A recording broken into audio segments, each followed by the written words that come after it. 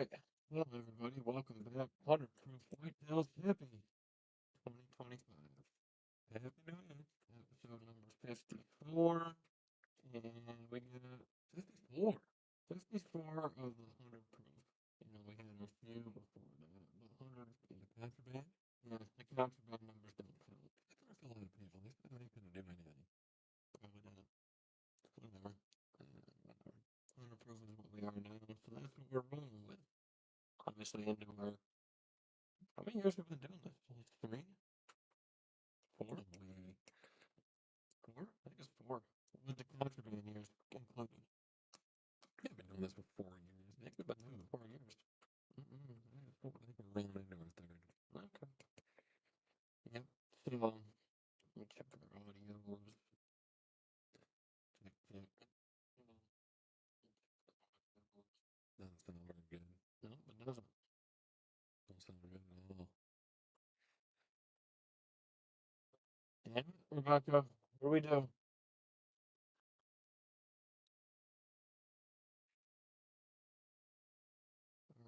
let's see. Cord all messed up again? I don't freaking know. I hope not. I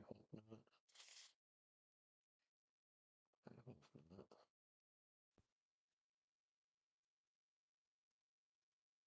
Hello, hello. Check, check. How do we sound? How do we sound? Can you hear me? Of course, my sister. We do. Sound like we're in a tin can again. I don't know. New year wouldn't be a What'd she new say? year without new issues. What'd she say? Rebecca just chimed in. And she said she liked it. Oh. You liked Did you it? like it? You like the crap, or you just like? And she liked it. You like it? You like the crap, or you just like? You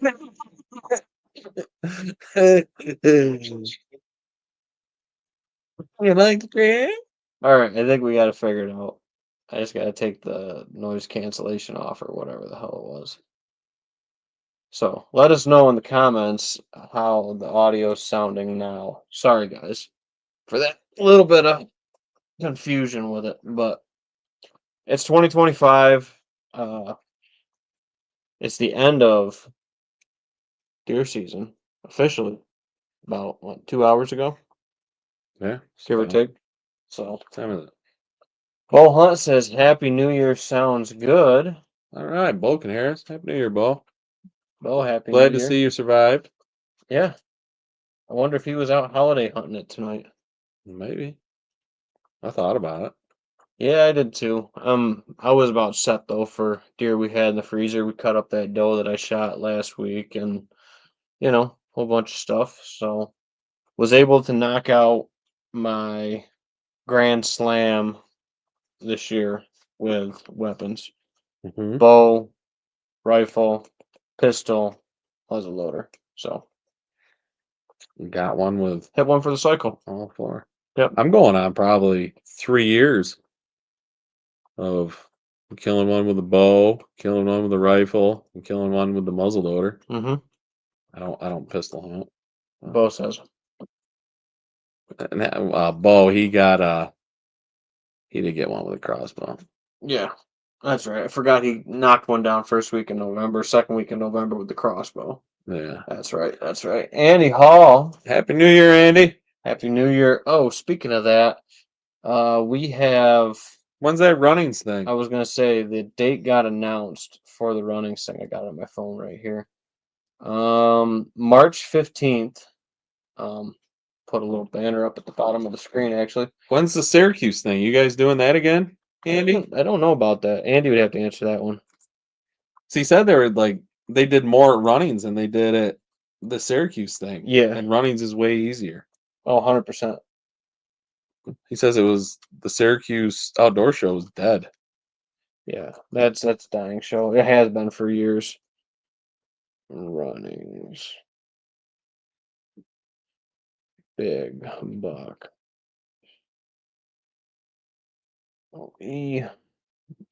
Northeast.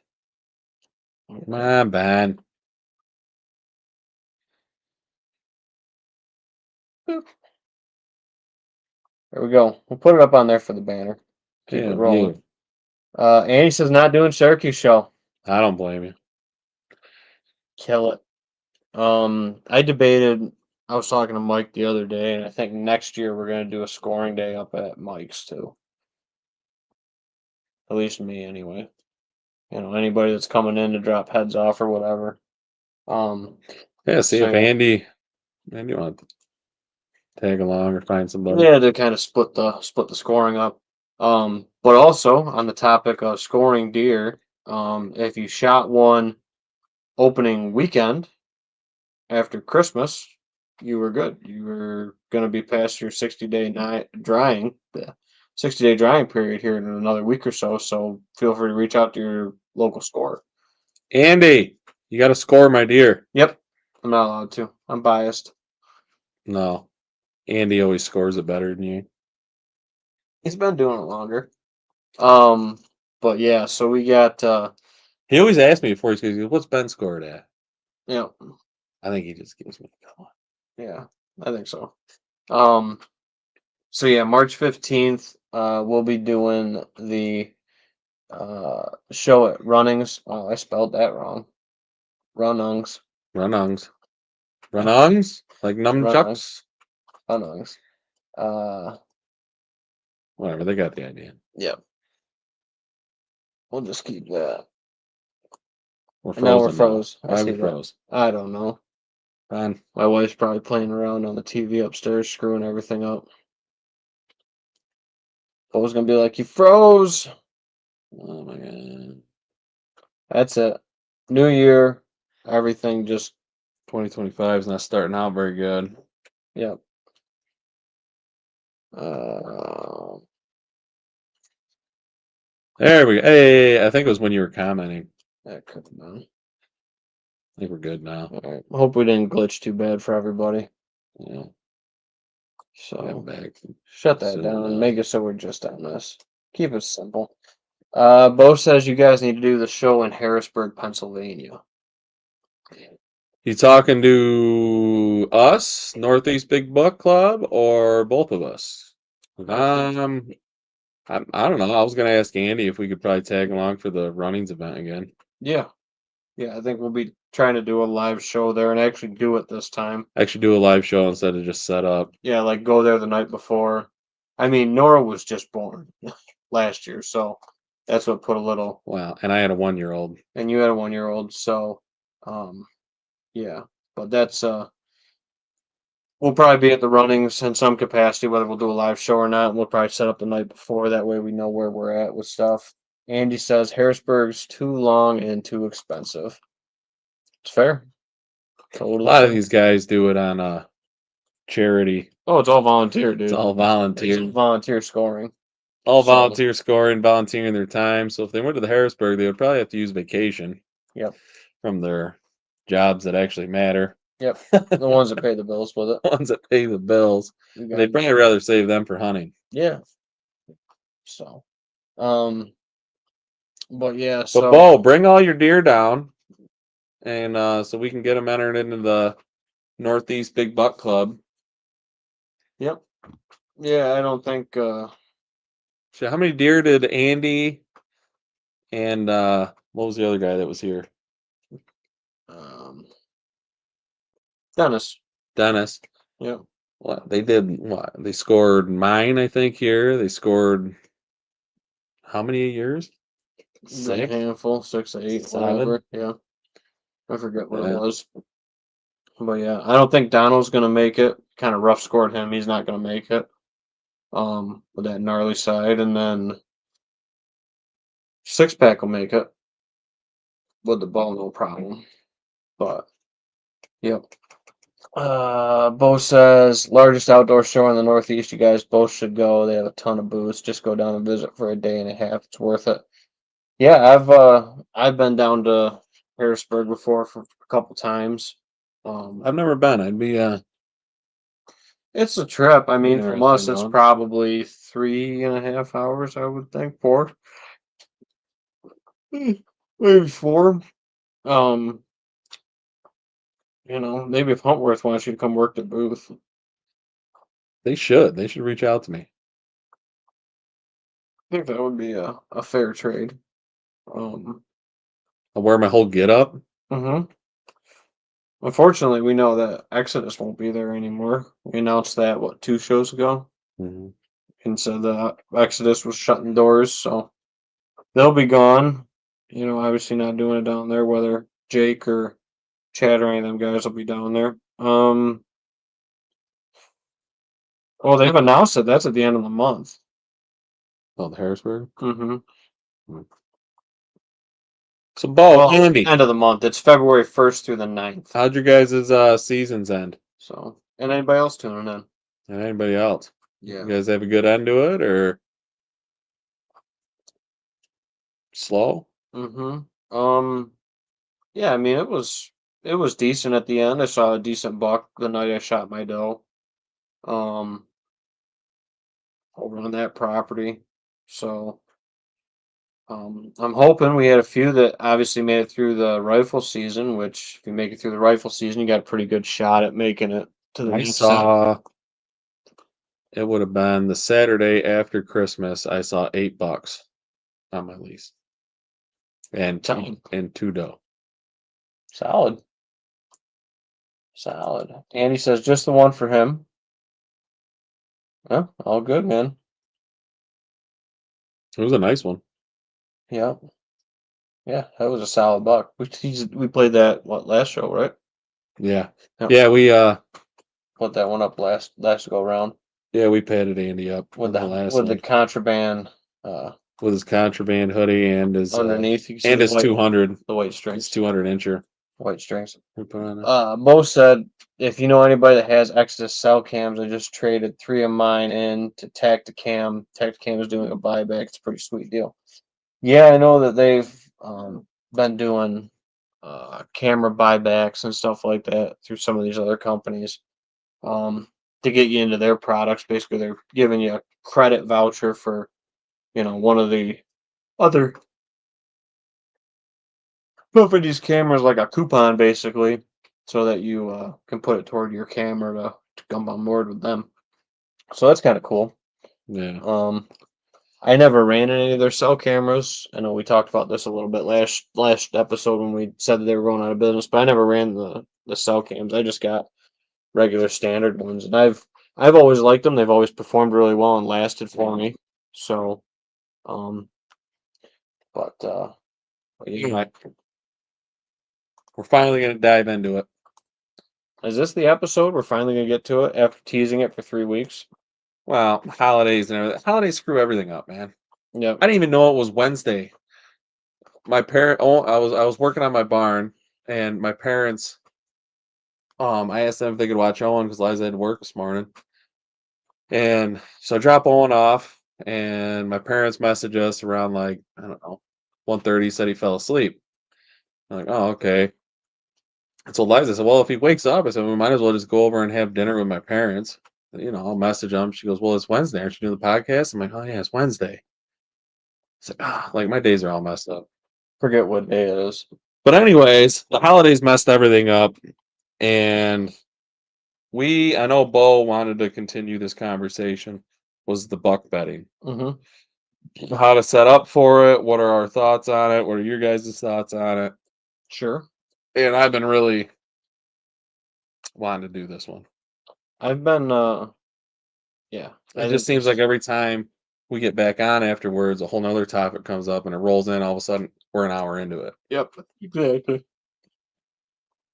Well, we want to be conscious of everybody's time, that's watching and hanging out, on a Wednesday afternoon. I know some folks weren't really working today. I know it was kind of a holiday or whatever, but some folks got to work tomorrow. So we'll dive into the buck betting thing, or holding bucks, I guess. And I've seen a lot of questions online, Facebook and other stuff like that in different groups that are just, what's the best food to plant for deer? And I think that's a good place to start the conversation is your food source.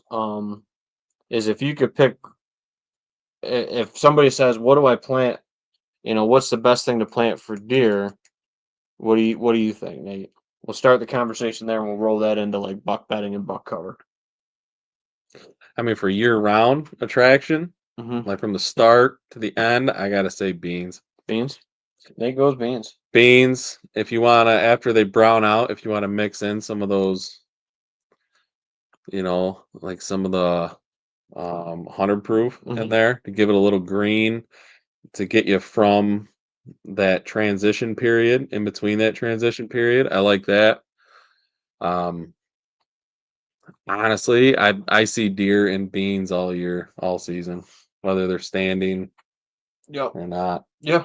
I'm gonna go just a little bit. My answer to that is always unpressured. Doesn't matter. I honestly don't care what you plant. If it's an unpressured food source, that's gonna be king. Doesn't matter if it's a hayfield. I kind of trick questioned you a little bit on that Yeah, one. you trick question me. You asked me what food, Yep. What would you plant? what would I plant? Well, that's what I would plant, and then obviously keeping the pressure off, Yep. Yep. especially the bedding areas, which I experienced, well, learned. It was a learning curve Hmm. this year, and we actually timed it out Yeah. From until infiltration we actually until. had real data showing that buck was back. Hmm. It was about 3 weeks after we went into a bedding area looking for a deer, and we searched it for probably 2 hours, walking through that Went on bedding that another area. day. And then the next morning for another hour, it was about 3 weeks before them deer really got settled back in there. Yep. 100%. And that's about a quarter of your deer season. Yep. So Yep. be cautious about when you're doing your drives and everything. When you walk through one, Yeah, I saw that as a comment on, forget what it was. It might even been a YouTube video or something. I forget where I saw it over the last couple days. Um, was somebody saying, "Don't be afraid to go in there and bust up those late season, bedding areas and food source spots." And it's like, dude, if you're getting in there and shed hunting early or breaking up bedding and stuff like that, you're just screwing yourself over for this time of the year. I guess example, we'll go right into that. What was successful, for me, this past week or whatever, was when I went out for the holiday hunt. What was it? Maybe I forget what day I shot that doe. Um, that's definitely unpressured ground. that was unpressured. I mean, I'd say number one is unpressured. yeah, it's got to be unpressured. I mean, if you want to hold, especially bucks, does can handle a lot of pressure, but Um, even the does. I mean, you were at least a week out before does started coming back into that bedding area Hmm. after we, went up in there tracking. So, definitely unpressured is the top of the line. That's got to happen. And then if you can't do that, then you got to not plant it. Um, as a food source, but. Somebody was saying to get in there in the late season and bump them out if you don't know where the deer are. It's like, well, if you got snow on the ground, like when I scouted that food source before I went in there that night, I had outlaw planted, which is broadcasting turnips into soybeans, kind of like what Nate said. Then the farmer took his soybeans, and then they had a nice layer of green underneath. Actually, I'll show a nice. Check this picture out that I.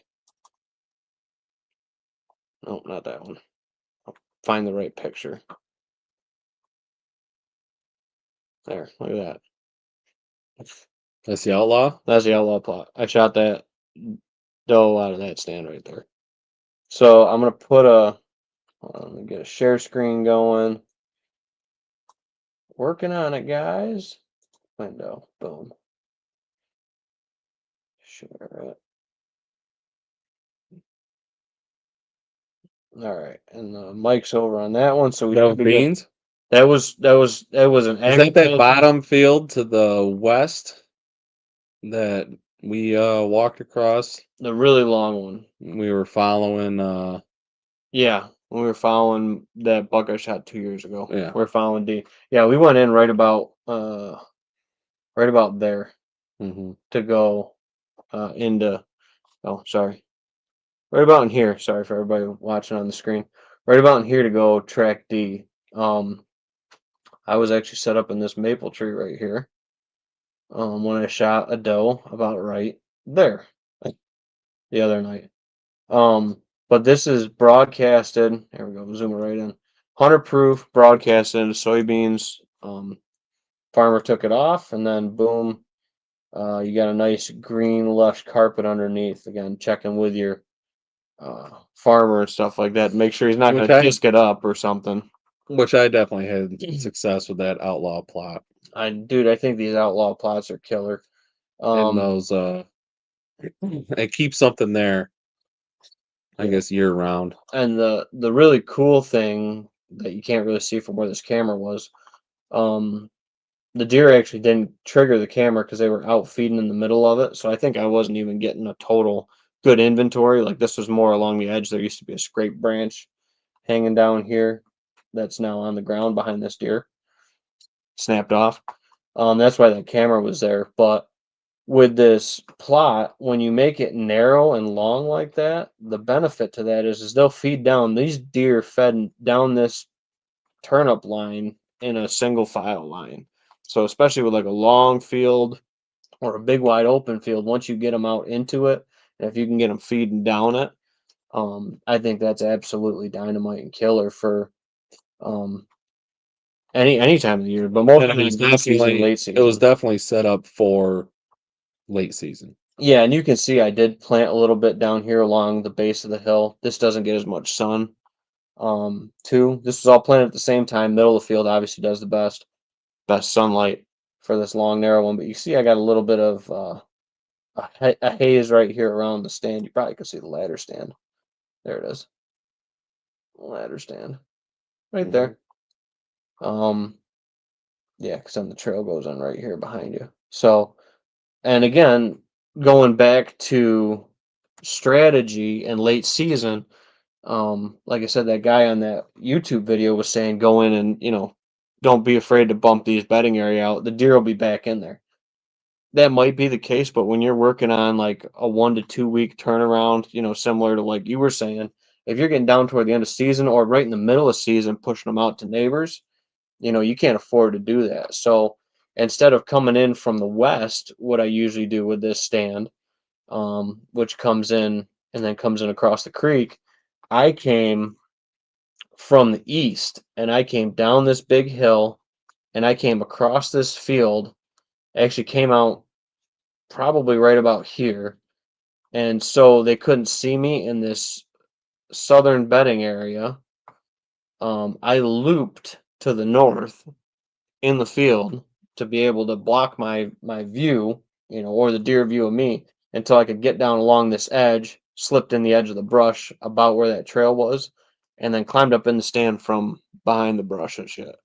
So trying to be super as stealthy as I could be, because I didn't want to screw up um, any of that bedding or any of that movement, dude. Like you gotta be so much like a predator when you're hunting deer on food sources.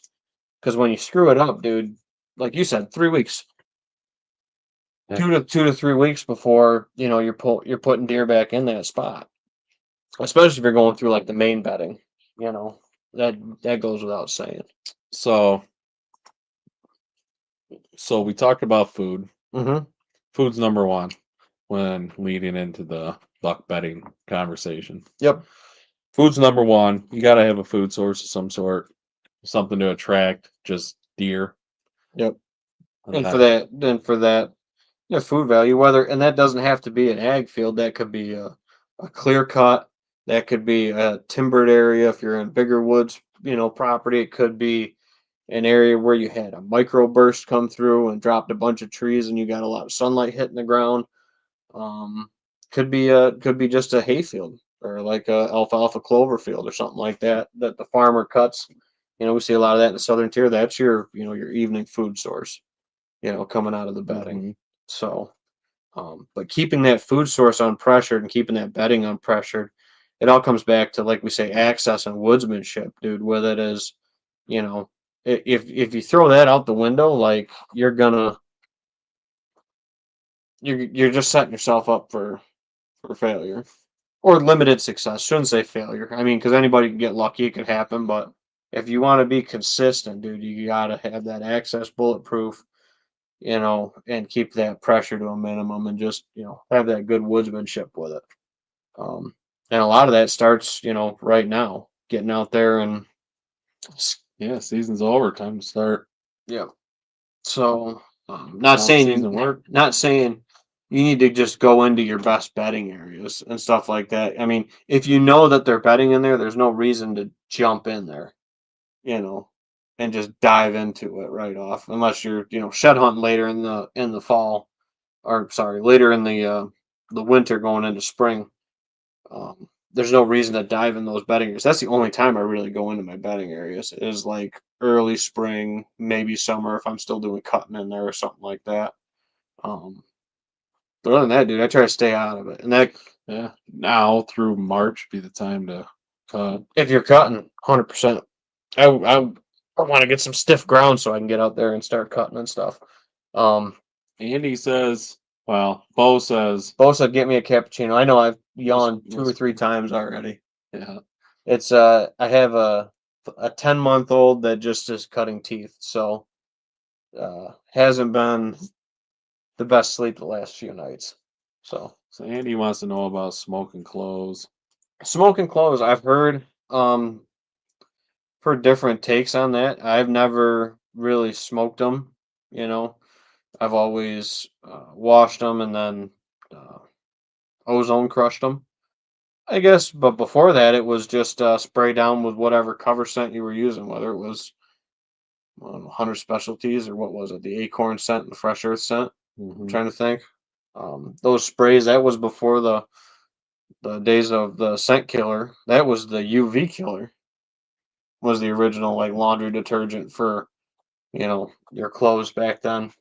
There wasn't as much for the scent free stuff, but Andy um, says, smell like a wood stove. yeah, I mean, I think it depends on your area. I mean, if you got a lot of, I guess, if you got a lot of wood stoves burning around where you're hunting, I guess it wouldn't hurt, mhm, but I wouldn't overdo it. sure, sure. I mean, I maybe a hint of smoke on your clothes would be all right, but I wouldn't like put your clothes in a smokehouse. Yeah, yeah, or like yeah, You go out there and smell like the wood stoves right there in the middle of the woods. I don't think that's sure, gonna work out. sure. My opinion on that would be you're still hunting the wind. I mean, it doesn't matter what you're doing to your clothes. Even when we're talking about doing all the scent, you know, eliminating washes and the ozone crushing and stuff like that, like it's still playing the wind and hunting. Like that whole approach for that deer, that we talked about, not that one. The whole approach for this deer here that we talked about was the whole approach for this deer was completely like wind blowing onto the neighbors, like coming down this, coming down this top side of it. Um, the wind was blowing like south, like straight south.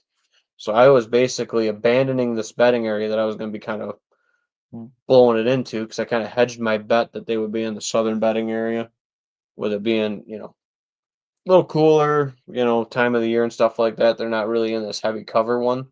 There was a couple deer in this bedding area that I bumped out going in there, but majority of the deer were in the southern bedding area. Um, and then, that was all access. I don't think it would have mattered what I smelled like. I mean, because I really haven't been scent crushing my clothes since October. Yeah. Yeah, I mean, I get lazy, dude. Honestly, once it gets to be gun season, I get pretty lazy because my hunting strategy, I just use, the good strategy instead for that. So, um, that's my take on smoking. If you think it's the good fit, I definitely like rubber boots over leather boots. I think leather holds a lot of scent. And I think that's more important than what you smell Well, like on stand. that's what's touching the ground. Yeah, I think that's more important is making sure that you're not brushing brush and a bunch of other stuff with your clothes, leaving that human scent behind, as big of a footprint of it. Because I Well, smell that for days after the fact. I mean, something I found that's worked is actually using those like calming sense on the You did the birds. Evercom. I remember you saying that you ran Evercom. Evercom, I always do just a little swipe on the heel Mhm. before I walk in, and Hmm. it seems that they cross my path, cross my tracks, and doesn't seem to really bother them.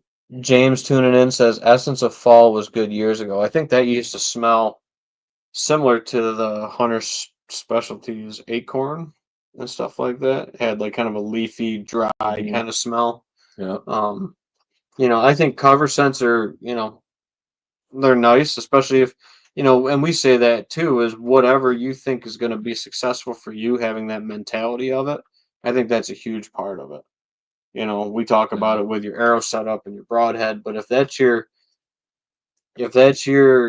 track is to use Essence of the Fall or smoke your clothes or put them in an ozone machine or whatever your thing is, if that's where you think you're going to have success with it, having that confidence is going to help you be successful. Yeah. Rather than second guessing yourself and trying to just throw everything but the kitchen sink at it. Yeah. I think is where you can be successful with it. But so I guess going into how this kind of ties into that, um, the buck betting or how to set that up or whatever, and we'll kind of get a little deep diver into it with the buck betting. It depends on like seasonal, obviously too. So That's that's the only season we really care about is the only season you should care about. Who cares if your neighbor's getting pictures of the deer all summer. all summer? Who gives a shit? I don't. You just want them on your property during season. Yeah, especially with especially with the smaller acreage sizes, that most of us hunt and stuff like that. And I want to say small as anything under like 300 acres. I think would be small. Um, in the grand scheme of things, and obviously much smaller for some of our pieces.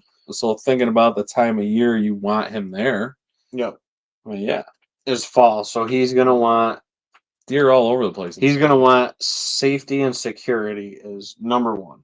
If you don't have safety and security, it don't matter what your bedding area Which looks that like. kind of ties into um, heavy cover, thick cover. Mm-hmm.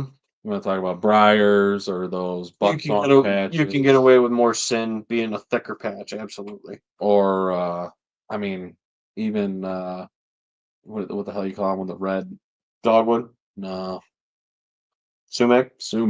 Yep, Those sumac pockets. yeah. Yeah.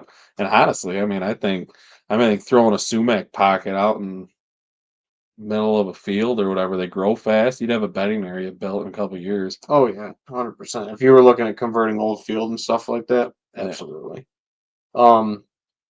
So safety and security is number one. After that, you're going to be looking at how many deer you can fit, I guess, onto a spot when you're looking at where to, I guess, have bedding or whatever, and that goes right into where your access is.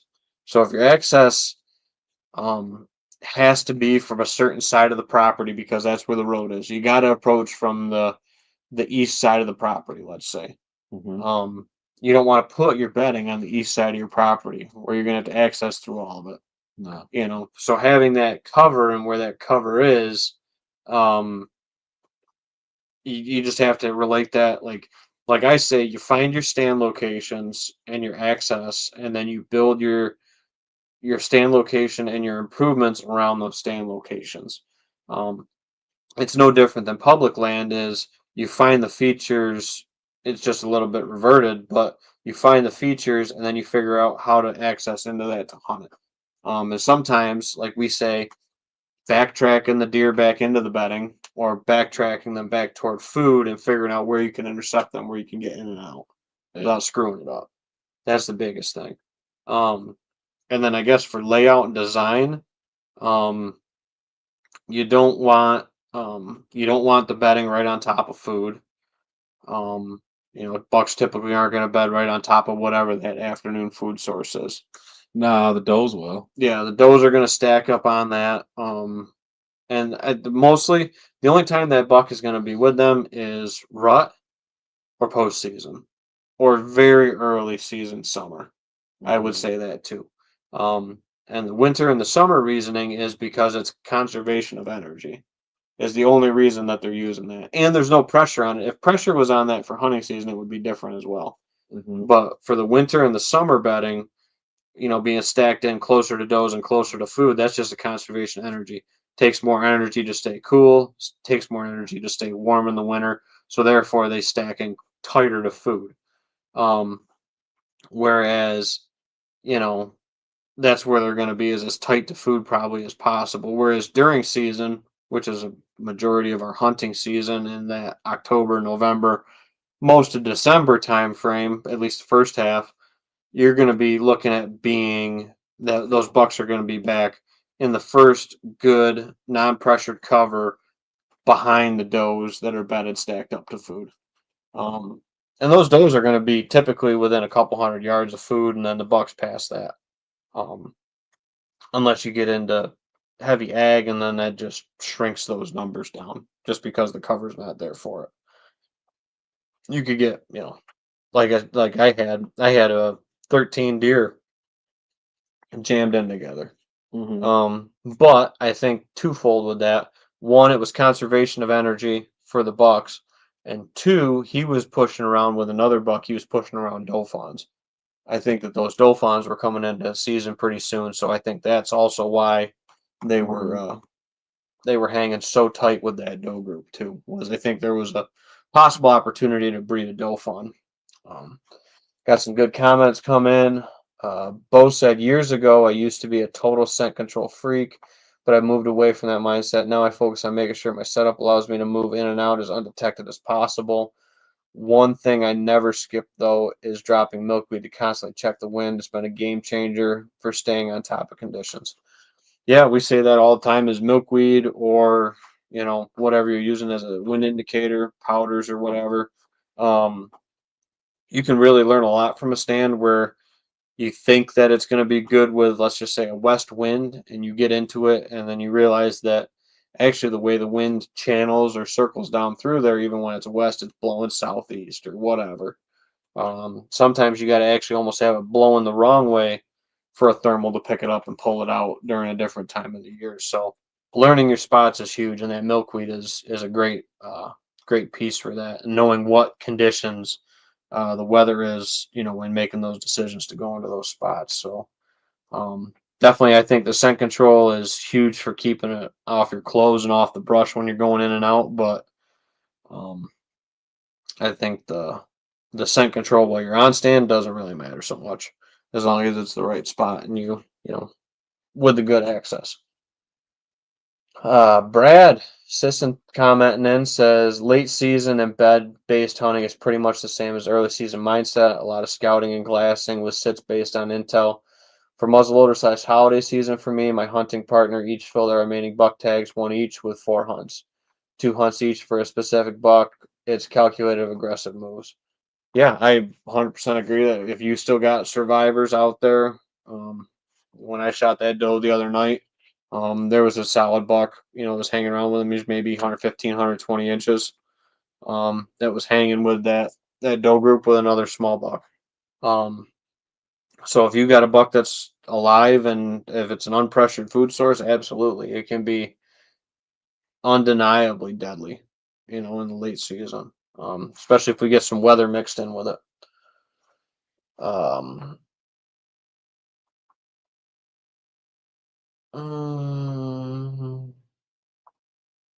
this is a good point too, by Brad. Tighter to food bedding means higher likelihood of them visiting it at times the hunters undervalue. Partner's buck was shot that evening after we watched him in the field at 11 a.m. that morning, and he was bedding 20 yards off of it. Yeah, if they're conserving energy and the weather's crap, I mean, they are not going to bed far from it if they don't, especially if they think that they got to conserve all that energy 100%.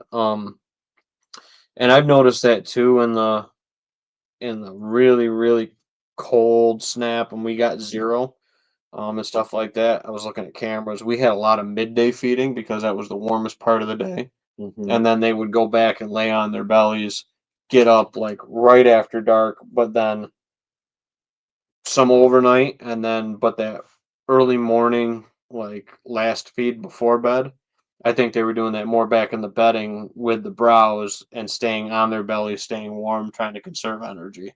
I was seeing a ton of that too, like Brad said, that midday movement when it's so crappy like that. I mean, it sounds like if Brad, though, if he's got a buck coming out at 11 a.m. and That's unpressured. feeding, that's very unpressured, or that deer had something wrong with it. That's possible too. It needed that extra nourishment Yeah, to get out there. It needed that more protein, or it needed that more iron, or whatever. Yeah, building back them reserves. Trying to build back, or trying to, like that buck I shot late gun season. There's no reason really for that deer. I mean, it was unpressured. I don't pressure that property a whole lot. My access is solid on it. But the only reason I think that deer came out at 3 o'clock was because it had an injury. Oh, he was, and it was trying to build itself back, just keep itself alive as long as it possibly could. Yep. And I mean, there's also that part to play into it, but definitely the 11 a.m. thing, I would definitely say is well, and they do feed midday. unpressured. Yeah, that's got to be unpressured, but they do feed midday, and if it's that crud weather too, and it's the best time to feed to conserve energy, absolutely. But yeah, that's huge, dude. It's unpressured, food and the bedding for bucks. That's the name of the game. Bo said, I don't know if I missed it or not, but did Nate mention anything about compartmentalizing the bedding between does and bucks? So typically you're not going to have bucks bedding right on top of food unless it's later early season. So for compartmentalizing, you're really just stacking cover back behind, that. So what, Bo, I guess my mindset is, if you're talking about doe bedding, you're talking about the switchgrass, you're talking about that first 60 to 100 yards of thicker cover up to the food source. Or I say the buck bedding, I would say would be a little farther back. It would be, if you have the woods depth, I would say it's behind that, and it's not really the same. I would say, if I was to build buck bedding, I guess behind it, I would do spots. I would think of high points,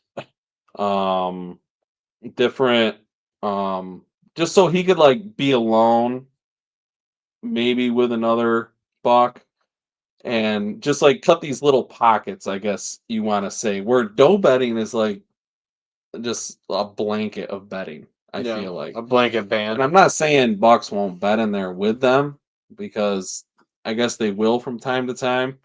But I think for the most part, I guess think about it as Thanksgiving. Let's put it this way. Let's think about it as Thanksgiving. What's your mom? What's your wife? What's your sister doing on Thanksgiving? What's dad doing? What's grandpa doing? What room in the house is everybody stacked in? Where are the guys? Where are the girls? Where are the kids? Yep. Figure it out. I mean, it's really not much different. That's kind of, in layman's terms, the best way I could describe it. The moms are going to be closer to the food in the kitchen, preparing it, getting, whatever. What's dad doing? Watching football before and after he eats. He's sitting in his recliner. When he gets up, let's say the kitchen is your food source. The kitchen is your food plot. When's dad get up off of his recliner, or grandpa, and go into the kitchen? When he needs a snack, when it's time to eat, when he needs a beer. It's like, it's kind of the same idea. He's not spending majority of his time in those locations. He wants to be where he's comfortable. He wants to be where his mind is at, let's say, peace. So mom, grandma, everybody's in there before and after dinner. During dinner, I almost feel like they're in there. They're preparing the meal. They're cleaning up after. They're cleaning up after. They're there a lot more than when grandpa and dad or your uncle go in there here and they're out. They're going here and they're out. And they're all in separate rooms. In the dining room, it's kind of where everyone kind of comes together every once in a while. I guess is a simple analogy I can kind of put it as to where my mindset works on how bucks and does bed together and work together, because I relate it, because I don't really think I think all animals are pretty social. I mean, There's a social. people don't think about it, but I mean, we are animals. Yeah, it's a social dynamic, 100%. And they don't want to, unless it's high stress period and stuff like that, or very low stress period. They don't want to deal with other deer and stuff like that. As a rule, those included. If it's a family group or late season high stress period, or very early season low stress period, almost kind of opposite ends of the spectrum with it, you don't have that competition as much between doe groups. Whereas during that prime time fall season, when food sources start to dwindle, pressure starts to get put on by neighbors or whatever else, that kind of forces them into these little pockets, and they get super protective of these pockets because that's where they feel safe and good. Now, like Nate said, So that pocket that buck's hanging out in, that's his recliner. Yep. You got to make these little recliners for these bucks, these little safe spots that they can go. But you got to understand what a buck wants. You got to understand that he wants to be able to see, he wants to be able to smell, and he wants to be able to eat. What's dad want to do in his recliner? Maybe he smokes a pipe in his recliner. He wants his tobacco near him. Yep. Maybe he gets up every once in a while, goes grabs a beer, gets a snack. That's for the most part, he just wants to be comfortable and relaxed. So Bo says to draw me a picture of what you guys think a perfect buck bedding, not betting. I don't think they're throwing out bets out there, but the bedding area would look like. The perfect one is where he can't whiteboard. Is where he can't hear you, see you, or smell you. There's the perfect one, or any of the girls right off, unless it's time to get lucky. But yeah, that's. I mean, if you're looking, and I think that varies with the age of bucks. You get your 2.5, you get your 3.5. They're going to be going out to the bars with the ladies. They're going to be visiting that food source a little more. They're going to be going out there and hanging out with them a little more than dad or grandpa. Dad and grandpa don't go to the bars anymore. Maybe some do, but I don't think most of us do anymore. They sit at home and they have their drink or smoke whatever. I don't know. So Bo, do you want me to draw one up the way I'm explaining it, or do you want Ben to draw it up? I mean, I can draw it up. Here, I'll just hold it. I don't care. You sit in your chair. hey, story time, guys. Story time. Yeah. So all you're doing with food is we got north. Oh wow! Of course, I got a crappy marker. You got another expo over there. No. You gave them all to Owen. Yeah, I know I did. I got some over the board. The suicide board. We weren't prepared to do board. diagrams. What's the comment? Bo said both. All right, Ben, you do yours first. I'll do mine. Or actually, let me do mine because it's on my brain. Just sent you. David Todd says, just sent you a text of the turnip from your seed mixture. They are the size of softballs. The food plot turned out great this year. Thank you for all your advice. Love it, Dave. Hopefully you're enjoying that happy lot bee. Sipping on that. It sounds like Brad's kind of, educated guesses. Brad says late season, I believe mature bucks will have a few bedding areas around the food sources due to rebuilding. Usually, you can start to make educated guesses based on glassing and trail cams. one of our food sources has bedding on the west, north, and northeast. Based on timing of appearances, you see them, you can backtrack to that bedding area and make your moves on. Yeah, Brad, I would. Sounds like Brad's got it going on. Brad runs a lot of trail cameras. You think I run a lot of trail cameras? Brad runs It sounds like Brad's way got it more than I am. going. There you go. Nate's gonna do a little storyboard action. All right. So I guess to keep it simple, push that down a little bit or something. So we'll just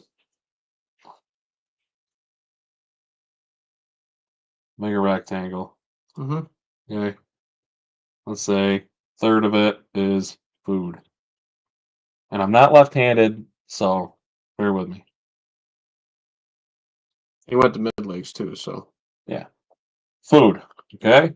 So, and then this first 100 or whatever, whether you want to make this buckthorn, whether you want to make this switchgrass, whether you want to make this, I don't know, edge feathered cover. I mean, whatever you want. cover. I would honestly, ideally, I would honestly not want a whole lot of big timber in here. I don't want open woods in A here. lot of sunlight, browse. Oh, yes, I want browse. I want sunlight. This here we will call doe bedding.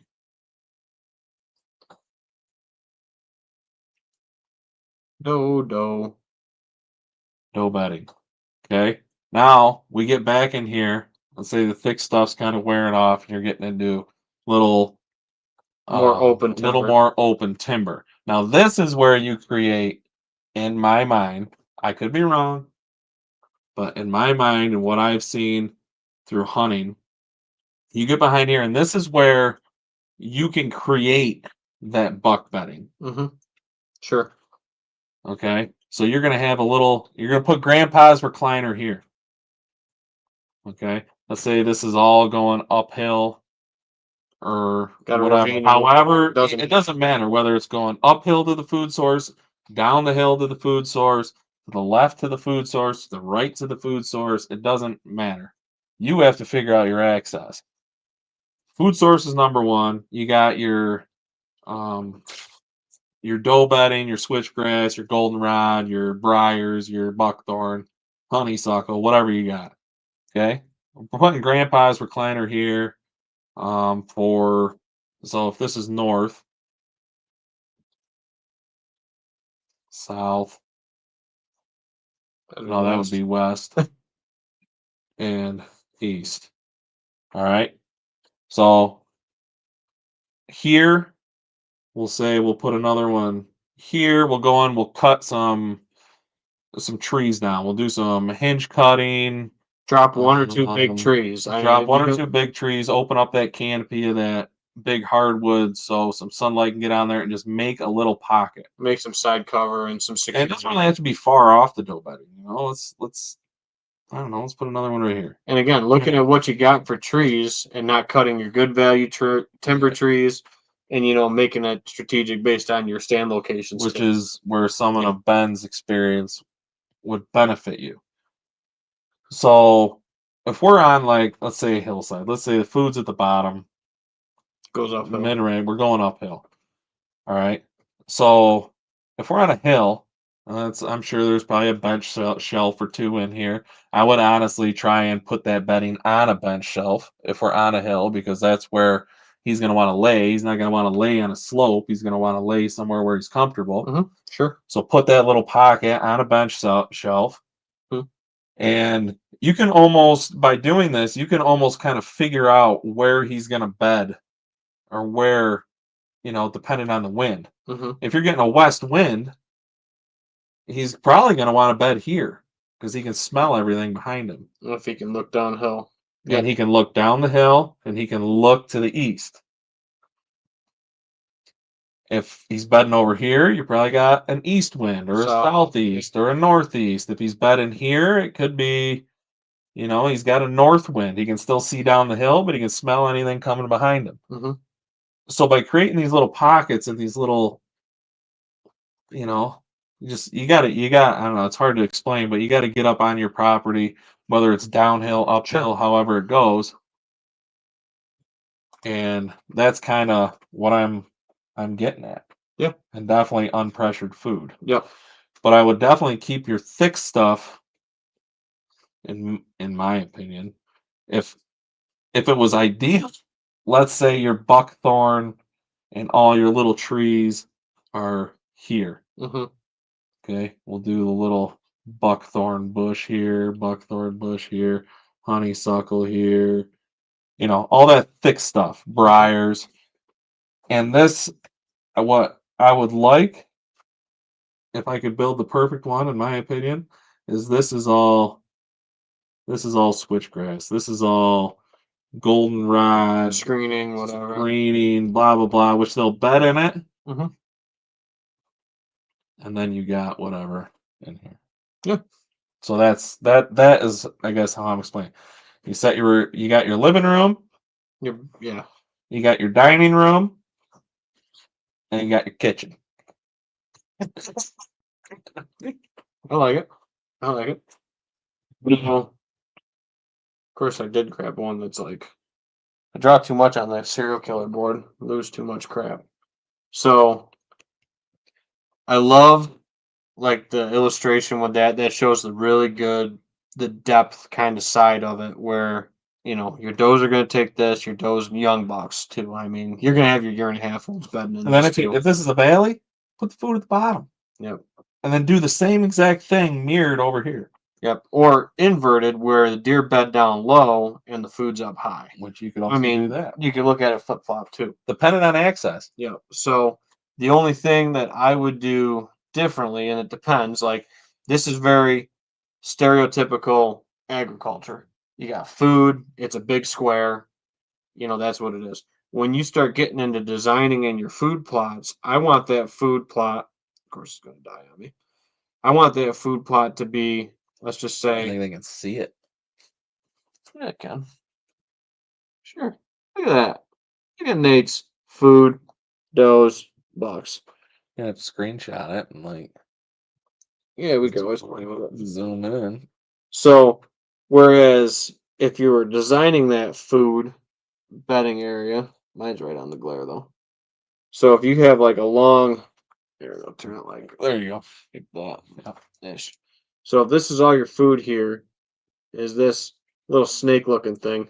What this lets you do is then you can stack does, if your access is from this side, you can stack does with that cutting and that bedding here.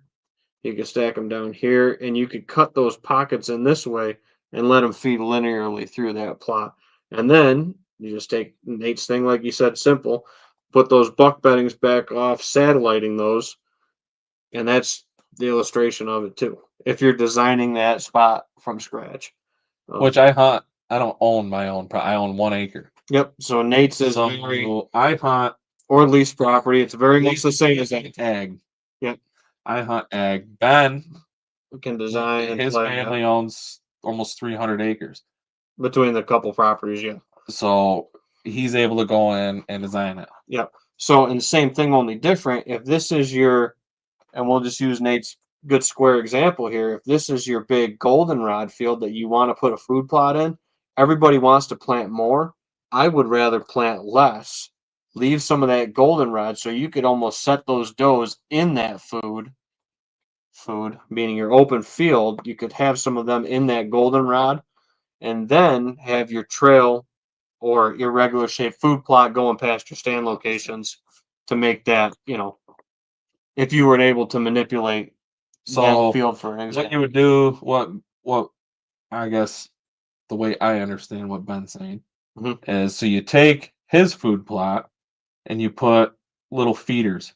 Yep, sure, absolutely. Put a couple feeders for multiple wins in there. And we say feeders, we mean like feeding food plot trails.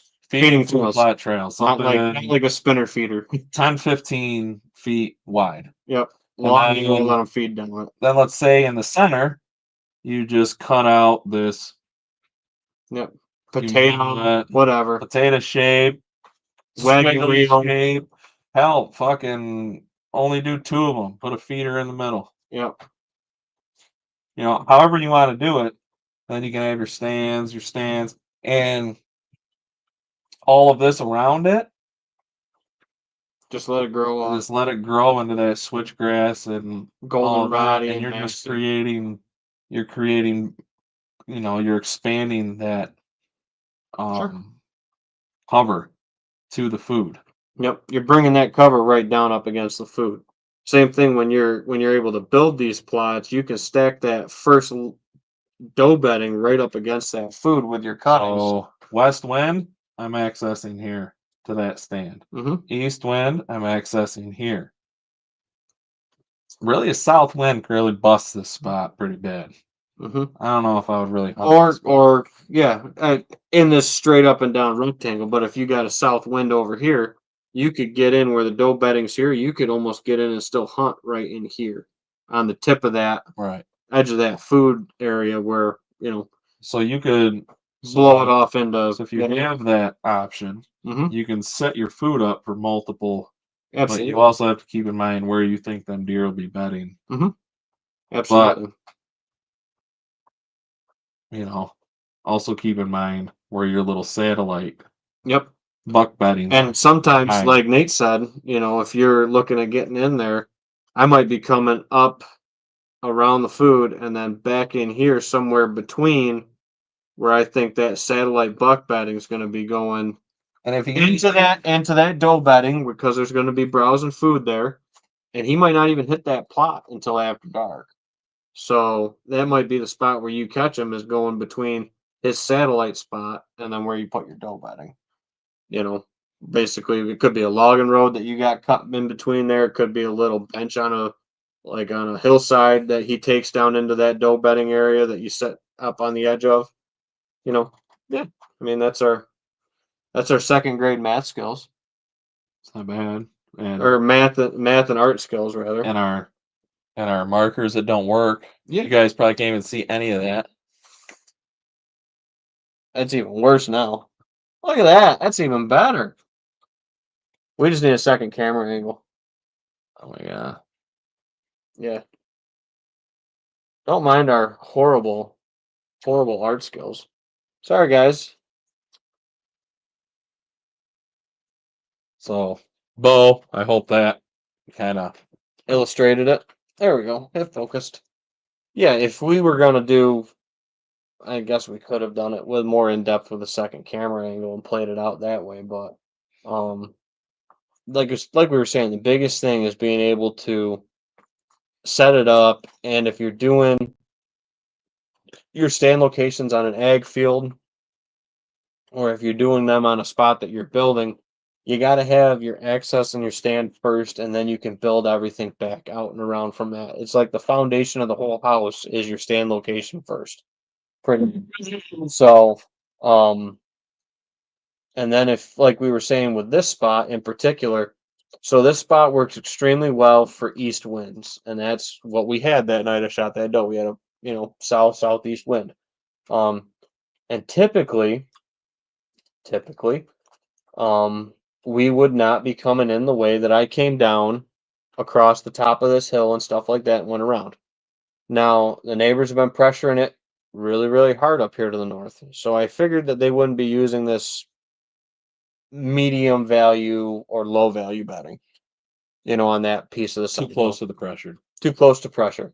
So I figured they would be pushed deep into the spot. And if you did push something out of there, it wasn't going to be substantial. And it's also going to be pushing it back deeper into the property that I can hunt.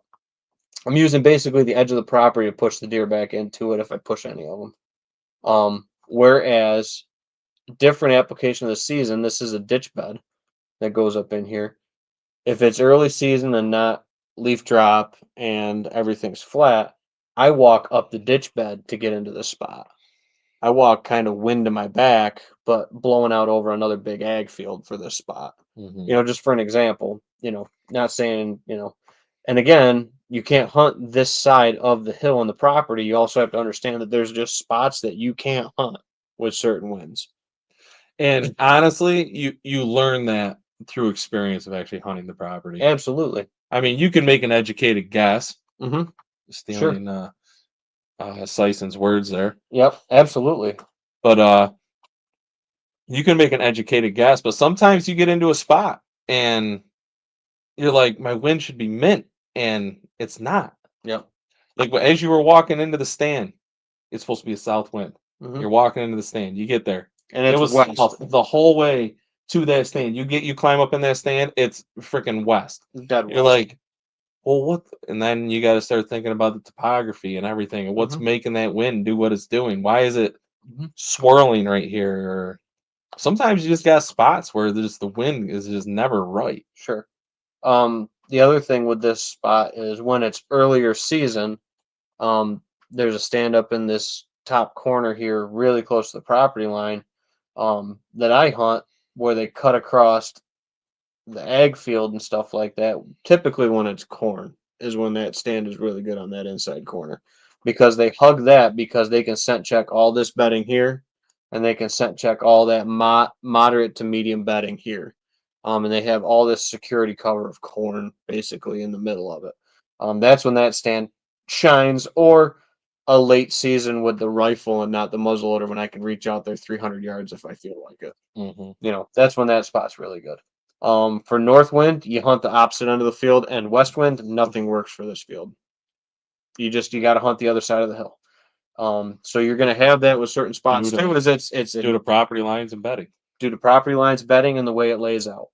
This piece is one that I can't do a whole lot of extra management on. Like, I can do a couple small food plots, but I can't do any big TSI projects or timber cuttings, or anything like that. So that's pretty limited. Luckily, this got logged a couple years ago for the ash. You can see it's pretty broke up. So they bed in this pretty heavy now. But because of how much ash came out of it, it's almost too thick. They don't use it that much. They almost just pass through it. They don't bed in it as much either.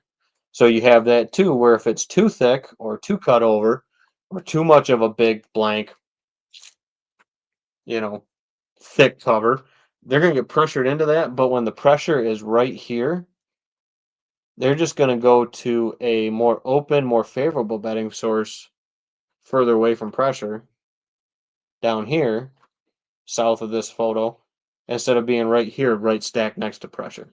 The pressure is just going to push them deeper. Even if this is better bedding, if the pressure is like right in here, they're going to push down away from the pressure. You're a predator and you got to understand your prey. Absolutely. So David Todd, I think, wants you to throw a picture of your turnip up. Oh, sorry, Dave. Yeah, we were in the middle of the bedding talk. I didn't want to skip over his. Yeah. I'll go down to Bo while you pull that up for Dave. Sure. Bo says, I appreciate you taking the time to show me how that lays out. It makes a lot more sense now. Yeah, Bo. I wish we had a better marker and a better camera, and so you could actually see in my. I'm actually pretty artistic. I should show you some of the stuff. I'm autistic and artistic. I should show these guys some of my drawings. It's your beanie. I got that. It's your art major beanie that you got. That's what we need to call those, the art major beanies. Did I send you the picture of the Sasquatch I drew carrying a deer out of the woods? Man, shit. All right, show Dave's. Yep. I might have to. I might have to send you my Sasquatch picture. Pretty sure I sent it to you. Oh, there's Ben's gate here. Oh yeah, we could talk about that too. A little deer on deer action. Deer on deer. Deer on deer. Oh boy. All right. So we got a present. You wanted a messenger? Messenger Is is that easiest. All right, we froze up again. So bear with us if our audio and stuff cuts out. Too much. Trying to make this computer do too much, guys. It ain't a Mac. Sorry. But anyway, so we're going to get some pictures pulled up and see what we can come up with here. There we go. So we got a Facebook. Check that. Kill that. So Look at that turnip. Oh, not gonna let me zoom in on it. Come on now. Look at that. So that's a 7. What did Dave say? 7 mil 08 for scale. Good leafy greens. Good bulb production. And to get that good bulb production, we talk about it a lot. Make sure you get that proper spacing, to see that good, that good bulb growth out of it and that good leaf production. Because otherwise they'll stunt. They'll stunt out a lot of times if you overspray. Stump. They'll stun them. You send me another one, Nate? I sent you my art. Oh, sign it. Look at that. I did. Look at NP right down there. There it is. You see that? That's Sasquatch carrying a deer out of the Adirondacks. I like it. Oh, and then there's Nora eating the backstrap. I must have sent that too. Yeah, you sent that one to me. Did you access my phone? No, it's everything we've sent on Messenger. Oh. I'm not that fancy. See, there's Nate's bedding on the backside by the swamp. See the swamp and the volcano in the back. That is the Jurassic buck. The Jurassic Park. You can see the pterodactyls in the background in the volcano. Yep. Not bad. Absolutely. Absolutely. Either way, All right. I get bored sometimes. Do we want to talk about the deer on deer? Or want to save that till the next one? I mean, it would send everybody to bed with a smile on their face. With a chuckle. Yeah, we should probably talk about it. So, is anybody interested in what a deer penis looks like? we just lost all of our viewers. Ben's got a. So I run a lot of cameras, and he's mainly looking for this. Yeah, this has been decades in the making. Decades to get this shot. Yeah, decades to get this shot. This is a once in a lifetime shot right here. Let me get it. So we. No, yeah. Then you got to go back to the. I'm gonna. Then you got to go back to the other one.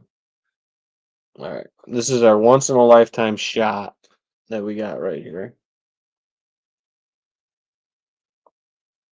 Stand by.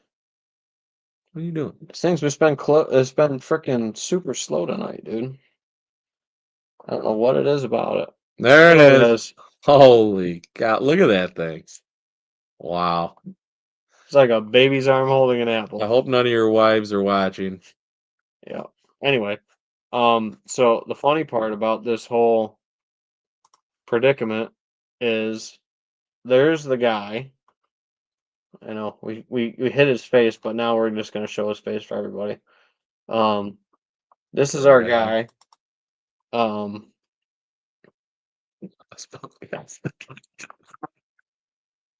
So as you can see here, this is definitely a crossbow hunter's trail cam. Yeah. So also want to point out the date on this is October 10th. These are correct dates, everything like that. He was manstrating. Right so now? That is the deer. Oh wow! I think he's touching right there. It's touching. It's Oh my God. If you're wondering, these are crossbow deer. We're going viral.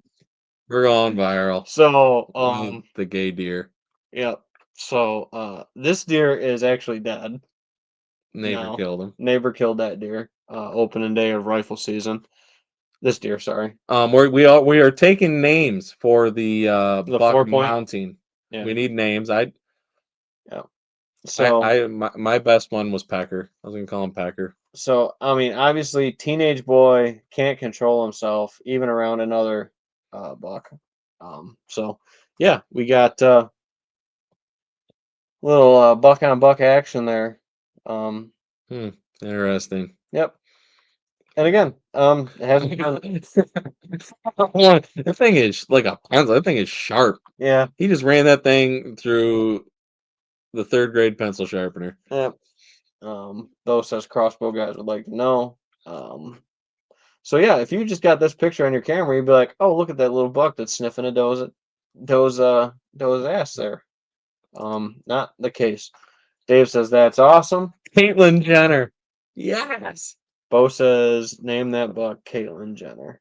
So yeah, I think we need to take names so Ben can name this deer.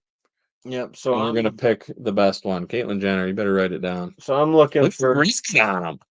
I don't know. That's a solid 2-year-old right there.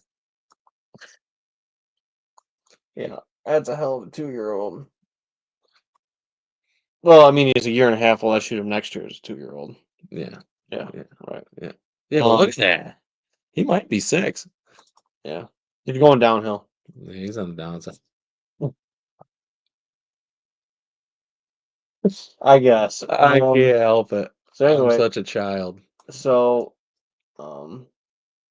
yeah. So I guess this spot is a good. That's a 3-year-old.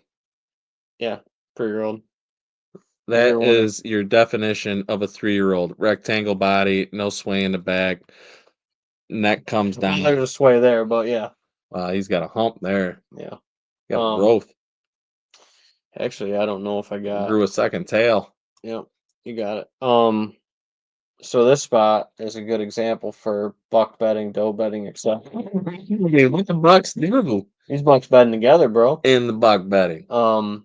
So yeah, so access is up here, access is down here. To this food plot. This one's kind of like an irregular L shape. So you have bedding that stacks up adjacent down here, a bedding that stacks up adjacent over here. And this is basically the food kind of bends traffic around this way. There's a big pond over here that we access around. Did it turn around? First trail. Yep. So, and again, this is a spot where you can't really hunt it with a west wind for the most part. Hold on. Can we talk about the squirrel in the background watching this go down? Yeah. The Hammy the squirrel over here. There's Hammy. He's just chewing on his nuts while this is happening. He's like, yeah, these guys are out here every day. Yep. This is another day. My kind of dudes. He's rubbing his nuts together. Anyway. Yeah. Yeah. That's a good laugh right there. Yeah. Good, honest, clean fun. I don't know if it's clean, but yeah. That's a different pair of bucks. But I forget. Are you sharing that now? Forget why I had. Oh, we're frozen again. No, we're not frozen. No, we're not frozen. It's just the. So I got buck chasing another buck. Might be. I'm looking for the right. This one right here. So, talking about having good secure cover. This is a good example of it right here. I want a new screen. Window right here. So this is, if anybody's watched and follow along with the show, this is Dono right here. There's his droopy side. There he is. So this deer is coming up and around. I shot him very shortly after this, like at 3 o'clock. Shot him within an hour of this. This is probably 400 yards or so. This is at Greg's food plot, and I shot him on the edge of West Side food plot. So this was him, whether he was bedding in corn or, which is possible, bedding back away from the food, basically in the food, because it's not the green food source there in November. They're not hitting it as hard. And then transitioning through this band of cover, which he came out of, into that other edge of that field. So basically having those bands of cover between other fields can be dynamite spots too. But again, having that not pressured, slipping right in there. 62 degrees, middle of the afternoon. Just hanging out, coming into that plot to, I guess, smack coming out of bedding. Bo sent me a photo. Got it. Thanks, Bo. I think that's Caitlin. That's Caitlyn Jenner, yeah. Yeah, that's Caitlin. Yeah. Bo sent me a picture of Caitlyn Jenner that she sent to him. Two frequent viewers agree that buck's name is Caitlin. Yeah. So, yeah. But I think we hit the buck bedding pretty good tonight. We're gonna have some more habitat talks coming up with stuff. We'll have some videos. Want to have Just Hunt guys come back on. I got some projects I'm gonna start working on. Gotta have the Just Hunt Club guys. We gotta get we'll have some videos up. Our little 30-second teaser intro. And Talk then about. possibly work into, even though our videoing this year was, I killed one on video. Jesse did, you did. Jesse's got multiple on video. Mm-hmm. I got one on video. Yep. So yeah, we'll put together a little YouTube Sizzler. plot. Yep. So, all right, guys, we're coming up on hour 20, so we're running a little bit long tonight. We got talking about deer on deer. Sorry. Send y'all back to work tomorrow with a big old smile on your face. Yep. Take that screenshot, Bo, and put it up in your ground blind. So you sit If there. that was my trail cam picture, that'd be the one on my screens, on my screen, Yeah. my background. Yeah, I'm already looking into next year for that guy. That's my dude. That's my guy. Old Caitlin. Yeah, good old Caitlin. Old Caitlin. All right, guys. So thank you all for tuning in to 100 Proof Whitetails. Hopefully, you guys had a very Merry Christmas and are looking forward to starting off this new year. We appreciate you starting off the new year with us here. And yeah, if you guys want to have any topics, feel free to drop them into us. We love talking about them real time, and we love the conversation back and forth with everybody. So till next time, Ben and Nate, and we'll see you here on 100 Proof Whitetails.